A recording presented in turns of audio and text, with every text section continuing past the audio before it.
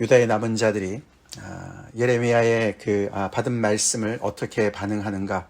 어저께도 이미 예레미야가 너네가 너희 자신을 속였다, 그렇게 해서 그들이 벌써 이제 전한 말씀을 듣지 않을 것을 우리가 알았는데, 오늘 그것을 거역하는 그 내용이 오늘 나오죠. 그리고 결국에는 이들은 하나님의 말씀을 불순종하고 모든 백성들, 남은 백성들을 거기에 또 예레미야와 바룩까지 끼어서 끌고 애굽으로 내려갑니다. 그래서 오늘 보니까 다바네스에 이르렀다, 그렇게 이제 그 역사가 기록하고 있습니다. 참 이해가 안 됩니다, 그렇죠? 이해가 안 돼요. 우리가 엊그저께 봤지만 좀 하나님의 말씀이 좋든 싫든 우리가 하나님의 말씀대로 우리가 순종하겠습니다. 그래서 정말 남유다가 그동안에 저질렀던 그 죄악을 돌이키는 것처럼 그렇게 완전히 새로운 정말 그 남은 자처럼, 남은 자의 그 그루터기에 그런 정말 그 새 출발을 할 것처럼 그렇게 하나님 앞에 나왔었는데, 그렇게 예레미야한테 부탁을 했었고, 그래서 예레미야가 정말 열흘 동안 기다렸다가 하나님의 말씀을 받아서 그 말씀을 전했고, 분명한 말씀을 전했죠. 전했는데 어떻게 이렇게 그것을 대놓고 거역을 하고 이렇게 애굽 땅으로 내려갔는지, 하나님이 가지 말라고 한 그것을 이렇게 갔는지 정말 이해가 안 됩니다. 오늘 본문에서 그 남아있던 지도자들과 그 백성들, 그들을 아사랴와 요하난 그 두 사람이 중심 인물인데, 그리고 모든 오만한 자가 이렇게 표현을 합니다, 그렇죠? 벌써 성경은 그들을 이렇게 정말 판단하고 있는 것이죠. 그들이 결국은 오만해서 하나님의 말씀을 거역했다라고 이제 이야기하는 것이죠. 그들이 어떻게 그 교만을 나타냈습니까? 예레미야한테 내가 거짓을 말한다. 내가 거짓을 말한다. 무슨 기준에 이렇게 예레미야가 전한 말씀을 거짓이라고 얘기를 하는지, 정말 그런 확신이 있었으면 왜 기도는 부탁을 했고 말이죠. 앞뒤가 안 맞는 그런 모습을 보여줍니다. 처음부터 답을 정해놓고 마음은 이미 기울었고, 지금 이미 베들레헴보다 조금 더 밑에 있는 김함이라는 그런 곳에 가 있는 상황에서 그들은 결국은 예레미야의 이 이야기를 거짓으로, 그래서 거짓말을 전하는 거짓 선지자로 그를 치부하면서, 겉으로는 하나님을 대적하지 않습니다, 그렇죠? 우리 하나님 여호와께서 너를 통해서 우리가 애굽에 내려가지 말라고 얘기하신, 절대로 그렇게 얘기 안 하셨다. 우리 하나님 그런 말 하실 분이 아니시다.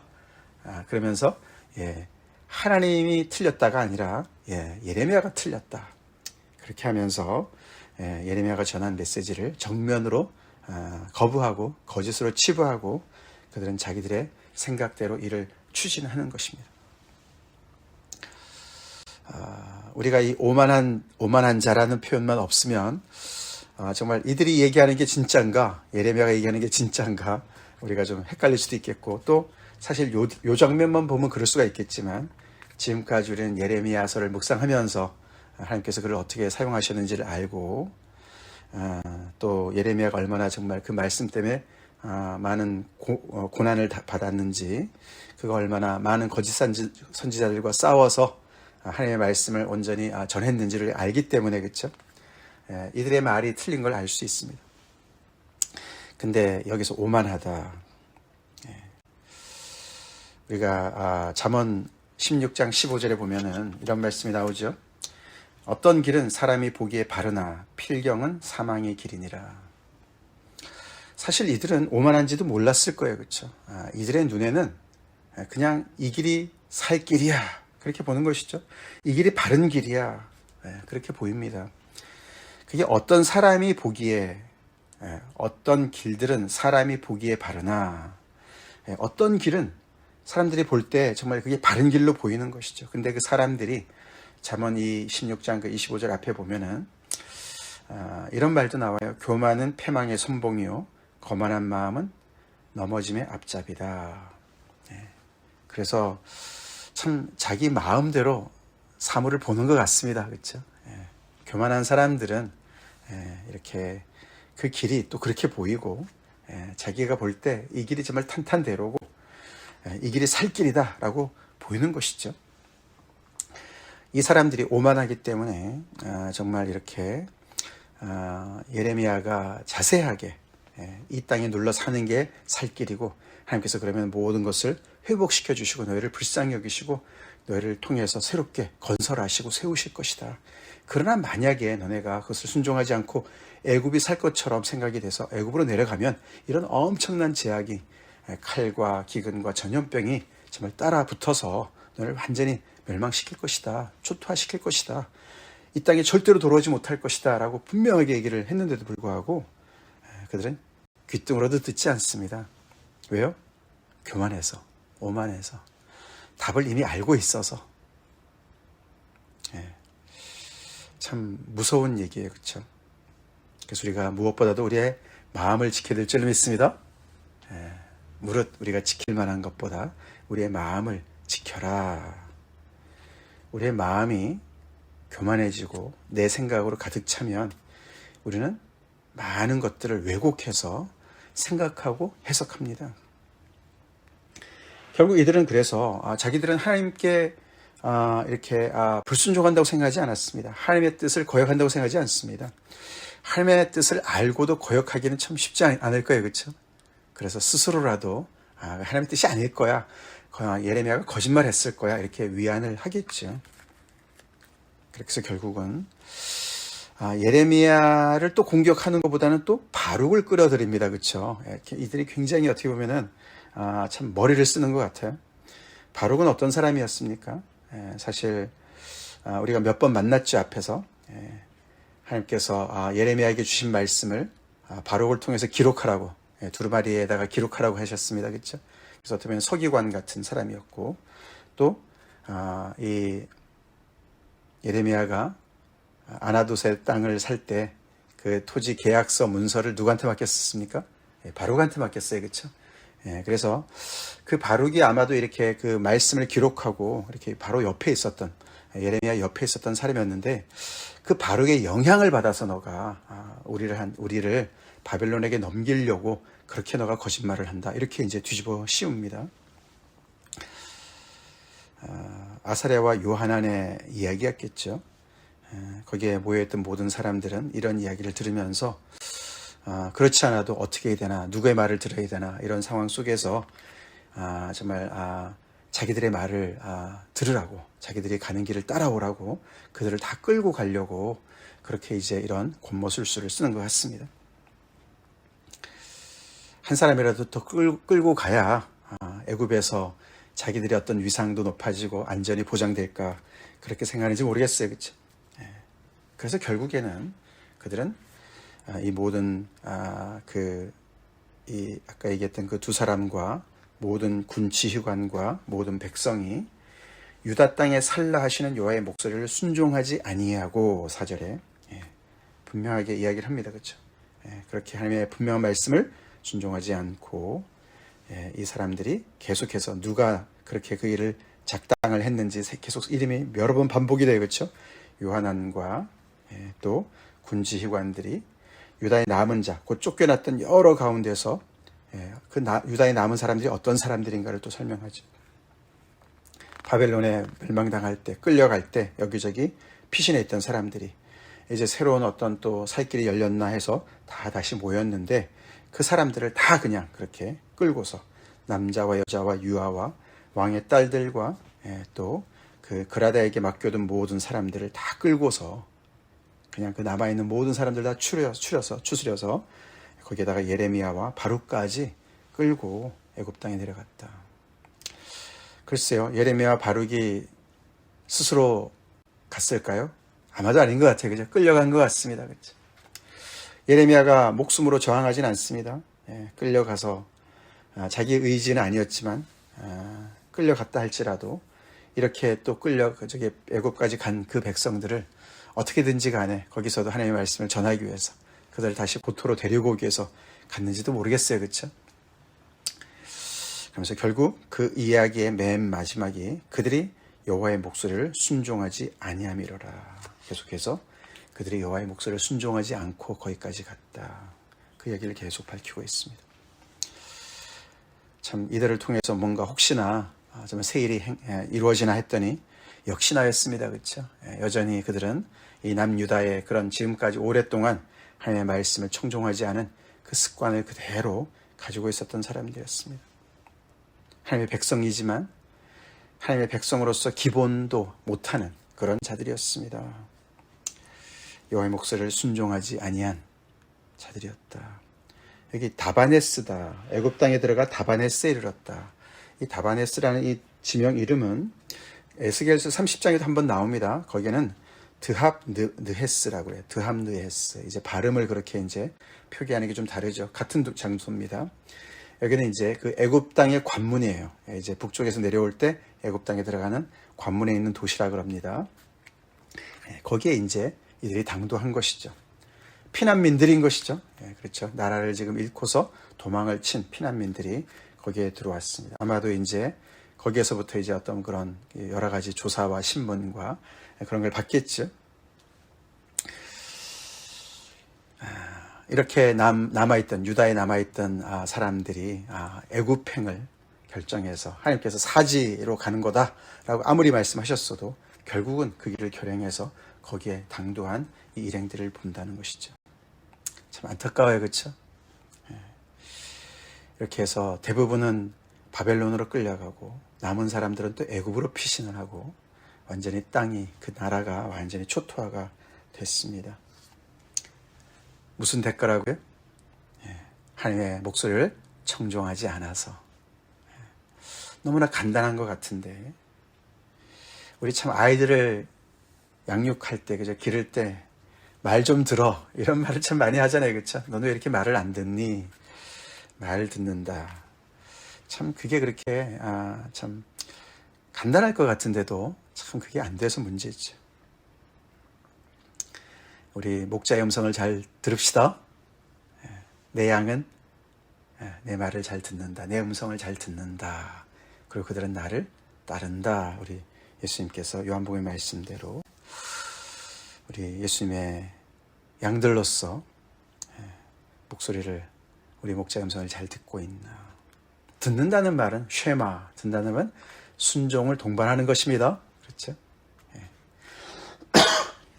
하나님의 말씀을 듣기만 하고 행하지 않으면 뭐와 같다 그랬죠? 야고보서에서 거울을 보고 자기 모습을 보고도 그냥 잊어버리는 자와 같다.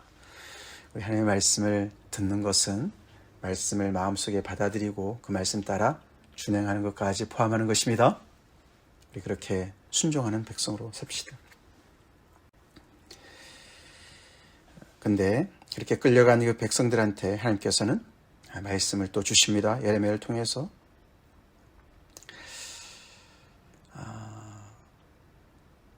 어떤 선지자의 어떤 그런 상징적인 행동을 통해서 하나님의 메시지를 전달하시죠. 많은 사람들 앞에서, 눈앞에서 이런 행동을 해라. 하나님께서 예레미야에게 말씀하신 그 행동이 뭡니까? 내 손으로 큰 돌 여러 개를 가져다가 그 다바네스에 있는 그 성문, 축대에, 그렇죠? 거기가 바로의 궁전도 쓰는가 봅니다. 그래서 거기에 축대에다가 이렇게 숨겨두고 진흙으로 그걸 감춰둬라. 여러 큰 돌을 여러 개를 축대 아래다가 감춰둬라. 그러면서 거기에 왜 그런 행동을 하는가에 그런 해석이 따라 나오죠. 결국은 그 큰 돌, 그 축대에 숨겨둔 큰 돌이 결국은 느부갓네살 왕의 왕좌를 세우는 돌이 될 거라고 얘기를 하시는 거예요. 그렇죠?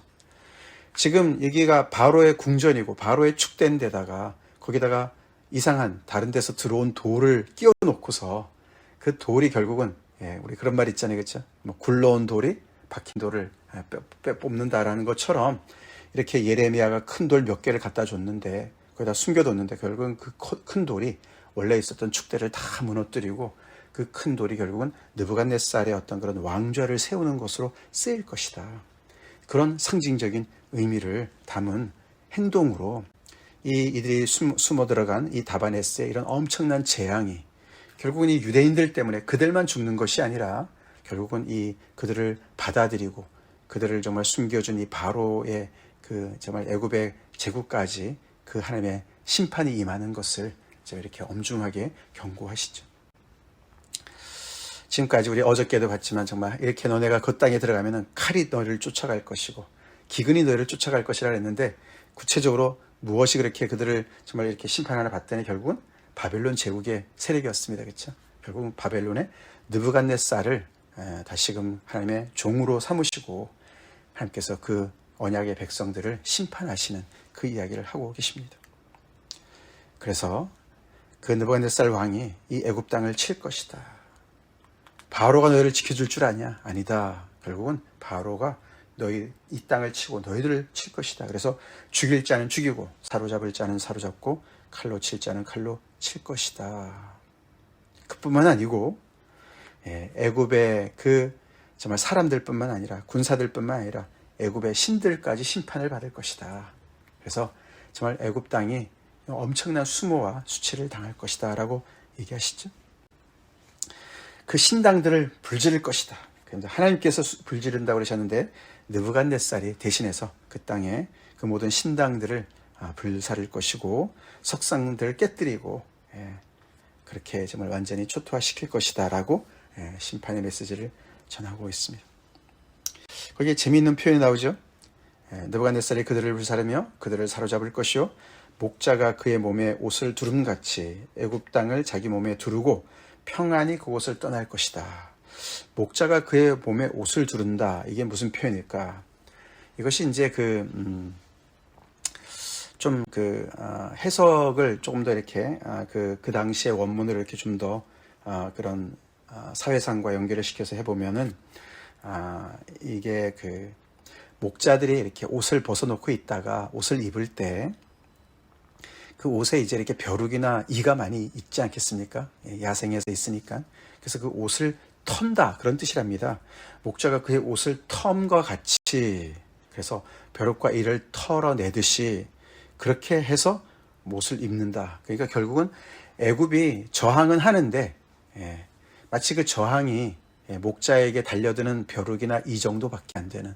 그래서 옷을 털어버리면은 그냥 이렇게 다 털려버리는. 그래서 이렇게 느부갓네살 왕이 평안히 그 모든 자기의 목적을 다 달성하고 그곳을 떠날 것을 그렇게 표현을 했다라고 해석을 합니다. 그 해석이 맞는 것 같아요. 하나님의 종으로서 하나님께서 쓰시는 그런 일을 하니까 하나님께서 또 그 일을 순적하게 인도하시는 그런 표현을 하는 것이죠. 특별히 벳세메스의 석상들을 깨뜨린다. 오늘 여기 해설에도 나와 있지만 벳세메스는 그 유다 땅, 팔레스틴 땅에 있는 그 도시를 얘기하는 것이 아니라 애굽 땅에 있는 벳세메스. 여기는 해석이 태양의 집이다. 그래서 우리가 전에 출애굽기 말씀 묵상할 때도 배웠지만 태양이 그 땅에는 해의 신이 있지 않았습니까? 라, 그렇죠? 라. 온이라고 그러는 거기를 그 태양신을 섬기는 그런 신전인데 그 모든 신전을 다 이렇게 무너뜨릴 것이다. 역사적으로 이때부터 한 10년 후에 568년 정도에 이 바벨론이 애굽을 침공했었습니다. 완전히 멸망시키진 않았지만 굉장한 타격을 주고 그렇게 침공했다는 역사의 기록이 있습니다. 참 하나님의 백성이 제자리를 지키지 않고 하나님의 말씀을 불순종할 때 참 여러 사람 고생시켜요. 그렇죠? 여러 사람 고생시킵니다. 결국 이렇게 예레미야는 이렇게 하나님의 말씀을 전했다가 결국은 이렇게 애굽에까지 끌려갔습니다. 그의 고난은 아직도 끝이 안 났습니다. 사실 예레미야는 그렇게 그의 인생을 거기서 마감을 해요. 안타까워요. 사실 우리가 1장에 처음에 그 예레미야서 시작할 때 하나님께서 지켜줄 거라고 말씀하셨어요. 약속하셨어요. 그렇죠? 너를 내가 지켜줄 것이다. 그 지켜준다는 이야기가 그는 절대로 많은 그런 어려움을 겪지 않을 것이고 그런 것처럼 면제를 받을 것이고 이렇게 정말 이런 어려움 속에서도 너가 그거에 끌려가지 않게 내가 보호할 것이다. 이런 뜻은 아니었던 것 같습니다. 그렇죠? 예레미야를 지켜주신다는 뜻은 그의 신변의 안전을 보호한다는 뜻보다도 그가 끝까지 하나님의 말씀을 충성스럽게 어떤 상황 속에서도 굴하지 않고 전하는 그것을 지켜주신 것 같습니다. 어제도 우리가 잠깐 묵상했지만 우리 하나님 믿는 것 우리 내 중심적으로 생각하지 맙시다. 결국 이 오만이라는 게 그런 거 아닙니까? 그렇죠? 자기의 뜻이 다 정해져 있어요. 그렇죠? 답도 자기가 더 너무 알아요. 그래서 하나님은 그냥 참고서적적으로만 생각하는 거죠. 그렇죠? 참고서적적으로만 생각해요. 예, 하나님의 뜻을 참고만 하는 거예요. 우리 그런 교만의 뿌리를 뽑읍시다. 예. 하나님 중심의 그런 우리가 신앙생활을 하게 되면 우리는 자꾸만 내 신변의 안전만 생각을 해요. 그렇죠? 하나님이 나를 지켜주신다. 그것도 계속해서 내가 좋아하는 것만 지켜주시는 거 우리가 착각하기 쉽습니다.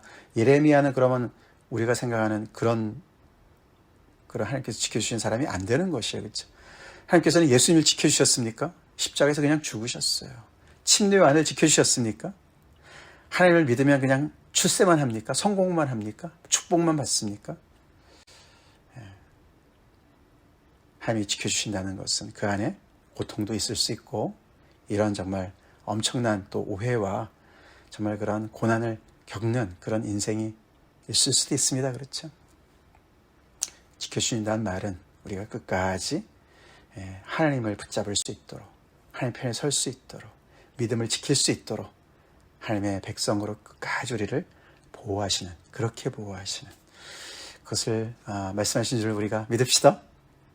그래서 우리가 하나님을 따라감에 있어서 하나님 중심에 하나님이 이끄시는 대로 충성하는 그런 신앙을 회복해야 됩니다.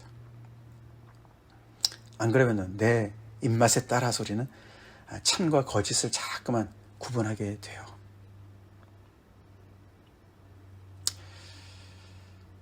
우리에게 손해가 온다 하더라도 우리 마음을 중립에 놓고 말씀을 우리가 확인하고 계속해서 이들의 여기 뿌리가 그거 아닙니까? 여기서 사실 참과 거짓이 어려운 문제가 아니었습니다. 결국 이들의 문제의 뿌리는 하나님의 말씀을 듣지 않는 거였어요. 그렇죠? 지금 이 상황에서 하나님의 말씀을 듣는 게 뭔가 이거를 생각해야 되는 거 아닙니까? 그렇죠? 우리가 하나님의 말씀을 듣지 않고 불순종해서 이런 어려움을 겪고 있으니 우리의 문제는 하나님의 말씀을 들어야지. 그게 손해가 보더라도 그걸 들어야지. 그게 문제의 핵심이었어요. 어떻게 하면 살까? 이게 문제의 핵심이 아니라, 그렇죠? 어떻게 하면 우리가 잘못했던 것들을 정말 순종이 제사보다 낫다고 그랬는데 우리가 계속해서 이 불순종했던 것을 어떻게 하면 내가 이 순간에 회복할 수 있을까? 회개할 수 있을까? 그것이 이제 거기에서 답이 있는 것이죠. 그렇죠? 거기에서 참 진리의 말씀이 있는 건데 예레미야의 말씀을 통해서 참과 거짓을 제대로 구분할 수가 있었을 텐데 이렇게 자기의 생각이 앞서고 욕심이 앞서게 되면 진리를 외면할 뿐만 아니라 진리를 거짓이라고 이렇게 오도하고 자기 혼자서 가는 것도 아니고 다른 여러 사람들을 또 끌고 그 사지로 갑니다. 그래서 결국에는 처음에는 이 요하난이라는 사람이 그렇죠? 이 이스마엘이 정말 그다랴를 죽이려고 할 때 정말 굉장히 이렇게 그런 위험을 알리고 그다랴 편에 서 있었던 사람과 같았었는데 결국은 정말 이스마엘보다도 더 악독한 인간으로 이렇게 정말 이렇게 판명이 났어요. 그렇죠? 그래서 결국은 예레미야를 끌고 그 땅에까지 가는 그런 정말 엄청난 잘못을 범한 사람이 됐습니다. 우리 더욱더 하나님 앞에 겸손히 주님 앞에 섭시다. 교만은 패망의 선봉이고 거만한 마음은 넘어짐의 앞잡이다. 그 바로 밑에 겸손한 자와 함께하여 마음을 낮추는 것이 교만한 자와 함께하여 탈취물을 나누는 것보다 나으니라. 우리 겸손하신 주님을 따라서 늘 삽시다. 우리 겸손한 백성들 됩시다. 다 같이 기도하겠습니다. 하나님, 오늘도 하나님의 말씀에 불순종하는 이스라엘 백성들의 옛 모습을 묵상하며 우리 자신을 돌아봅니다. 우리 마음에 교만과 오만의 뿌리가 있습니까? 잘못된 자신감, 내 뜻으로 가득 차 있으면서 하나님의 뜻을 운운하며 필요에 따라서 아버지 이리저리 정말 악용하는 그런 우리가 아닌지 돌아봅니다. 하나님의 말씀을 생명보다 귀하게 무게 있게 받아들이는 저희가 되게 도와주시고, 겸손하여서 하나님의 뜻을 구하며 그 뜻에 손해가 되더라도 끝까지 달려가는, 순종하는 저희가 되게 도와주시옵소서. 하나님께서 우리를 지켜주셔서 끝까지 예레미야처럼 우리도 믿음의 길을 완주하게 도와주시옵소서. 그 길이 어렵고 힘들고 때로는 우리의 신변에 위협이 있다 할지라도 늘 하나님의 진리의 편에 서는 저희가 되게 도와주시고 끝까지 그 자리를 사수할 수 있도록 우리를 지켜주시옵소서. 예수님 이름 받들어 간절히 기도 올립니다. 아멘.